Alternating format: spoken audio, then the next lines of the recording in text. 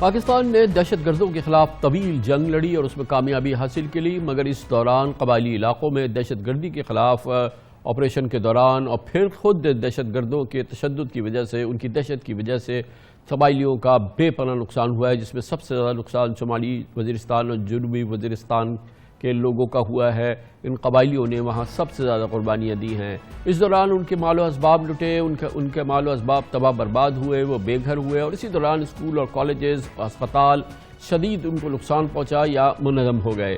علاقے میں امن آ گیا، لیکن تعلیمی ادارے اور ہاسپٹل اور کلینکس ابھی تک بحال نہیں ہو سکے ہیں۔ پاک فوج نے جنوبی اور شمالی وزیرستان میں cadet colleges, army public schools اور ہاسپٹلز بنائے، لیکن ان کی تعداد شمالی اور جنوبی وزیرستان کی آبادی کے لحاظ سے انتہائی کم ہے۔ یہ کسی صورت سے اس پوری آبادی کو کیٹر نہیں کر سکتے۔ شمالی اور جنوبی وزیرستان میں سرکاری تعلیمی اداروں کی تعداد تقریباً 900 کے قریب ہے۔ ان دونوں ایجنسیز میں 90% سرکاری اسکولوں میں تدریسی عمل مکمل طور پہ معطل ہے۔ جن اسکولوں میں تعلیم دی جا رہی ہے وہاں اساتذہ اور دیگر سہولتیں نہ ہونے کے برابر ہیں۔ کالجز تو کھل چکے ہیں، لیکن وہاں بھی عملے سمیت رہائش اور دیگر وسائل کی شدید کمی ہے۔ ایسی کچھ صورتحال ہاسپٹلز کی بھی ہے، کلینکس کی بھی ہے۔ فوج نے کچھ اسپتال شمالی اور جنوبی وزیرستان میں کچھ کلینکس قائم کیے ہیں، لیکن یہ میڈیکل فیسلٹیز بھی آبادی کے اس لحاظ سے بہت کم ہیں۔ دور دراز کے علاقوں تک پہنچ کی جو پہنچ ہے اس سے بہت دور ہے۔ اس پوری صورتحال میں ہم جیسے کہ شمالی وزیرستان کا یہ تفصیلی دورہ کیا ہمارے نمائندے خصوصی شہریار جنجوع نے، آج کی اس رپورٹ پہ ہم آپ کو دکھاتے ہیں کہ وہاں پہ کلینکس کی، میڈیکل فیسلٹیز کی، تعلیم کی کیا سچویشن ہے۔ دہشت گردی سے متاثرہ علاقوں شمالی اور جنوبی وزیرستان میں امن و امان کی بحالی کے بعد حکومت کی اولین ترجیح بنیادی انسانی سہولتوں کی فراہمی تھی، جس میں حکومت کو خاص کامیابی نہیں ہوئی ہے۔ پاک فوج اور قبائلیوں کی قربانی کے باعث آج وزیرستان میں بہت حد تک امن آ چکا ہے، لیکن یہاں کے لوگوں کو ابھی بھی تعلیم، صحت، روزگار اور دیگر بنیادی مسائل کا سامنا ہے۔ شمالی وزیرستان ہو یا جنوبی، یہاں کے مسائل ایک ہی ہیں۔ 90% سرکاری اسکول بند ہیں، جو کھلے ہیں وہاں بھی بنیادی سہولتیں نہ ہونے کے برابر ہیں۔ جنوبی وزیرستان کی تحصیل سراروغہ میں لڑکیوں کے بہت سے سرکاری اسکول ہیں، لیکن پڑھائی صرف ایک میں ہی ہو رہی ہے۔ اس اسکول کی عمارت بھی مخدوش ہے، ساتھ ہی نئی عمارت کی تعمیر پر کام جاری ہے، لیکن انتہائی سست روی سے۔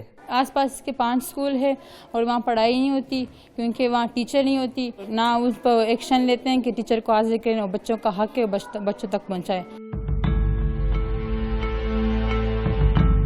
جنوبی وزیرستان میں قدم قدم پر تباہ حال اسکولوں کی عمارتیں نظر آتی ہیں۔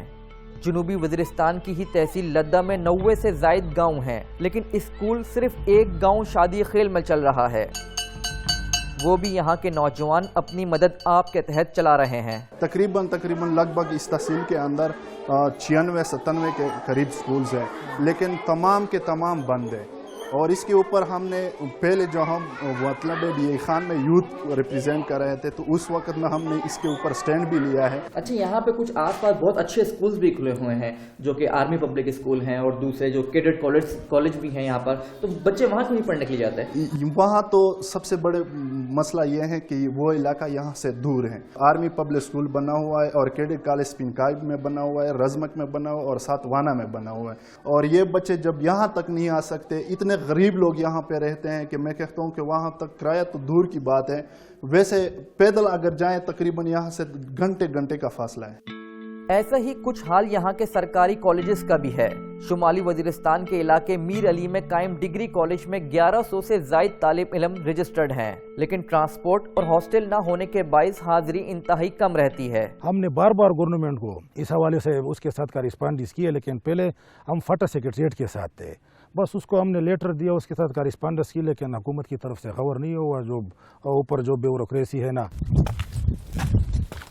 وزیرستان میں ہسپتالوں کی صورتحال بھی انتہائی خراب ہے۔ جنوبی وزیرستان کے دور دراز علاقوں میں بسنے والے لوگوں کو گھنٹوں کا سفر کر کے ٹانک یا ڈی آئی خان جانا پڑتا ہے۔ ادھر علاقہ کافی آبادی پہ مشتمل ہے، بدقسمتی سے صرف یہ ایک BHU ہے اور اس میں کسی قسم کا فیسیلیٹیز موجود نہیں ہے۔ بولڈنگ تو آپ دیکھ سکتے ہیں نا کہ سارا کنڈم ہے۔ جب سیریس مریض ہمارے پاس آتے ہیں تو ادھر نہ ایمبولینس ہے، نہ ایکس رے کا سسٹم ہے، ना लेबॉर्ट्री का सिस्टम है। कितनी आबादी होगी इस पूरे इलाके में? तकरीबन इसमें आबादी तकरीबन 15 से लेकर 20,000 तक होते हैं।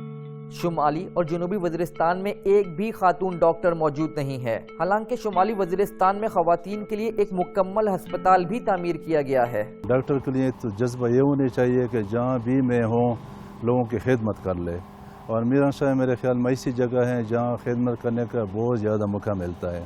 तो मेरी ये रिक्वेस्ट है ये पैगाम है लेडी डॉक्टर्स के लिए कि आप मीरान शाह से या शुमाली वज़ीरिस्तान से या किसी और इलाके से आप न डरें, कोई खौफ दिल में न लाएं, ऐसे इलाके के बिल्कुल पुरअमन हैं। शुमाली और जनूबी वज़ीरिस्तान में बुनियादी सहूलतों की शदीद कमी है, लेकिन इसके बावजूद लोग हुकूमत से फौरी तौर पर सिर्फ तालीमी इदारों की अबतर सूरत हाल को बेहतर करने का मुतालबा करते नजर आते हैं। यहाँ पे हमारे जो ऑलरेडी स्कूल पहले बने थे वो सारे डिमॉलिश हो चुके हैं, कि पहले उन स्कूलों को बना दें कि यहाँ पे जो लोग आते हैं 2 महीने के लिए हमारे लोग आ जाते हैं, बच्चों की तालीम की वजह से 2 महीने से ज़्यादा यहाँ नहीं गुजार सकते, यहाँ पे न स्कूल है न टीचर है, वापस DI खान टांग चले जाते हैं। दूसरा बड़ा मसला हमारा ये है कि हमारे जनाना का हॉस्पिटल नहीं है। अब आप आगे जाओगे तकरीबन वहाँ पे जब हमारे जनाना बीमार हो जाए, आमला औरत होती है, बीमारी होती है, तो वहाँ से चारपाई पे 8 मील हम उठा के यहाँ मकीन लाते, फिर मकीन से गाड़ी मिलती है, फिर DI खान। इस तरह बहुत सारे केसेस हो गए कि हमारे बेन रास्ते में फौत हो जाती हैं। हुकूमत ने हमें जम किया है फाटा में, लेकिन कोई फैसिलिटी KPK में जो है वो फाटा में आज तक नहीं है। कबायली इलाकों के मकीनों ने बहुत सख्त हालात का सामना किया है। अमन आने के बाद यहाँ के लोगों को तालीम और सेहत की सहूलतें फराहम करना हुकूमत की तरजीह होनी चाहिए थी।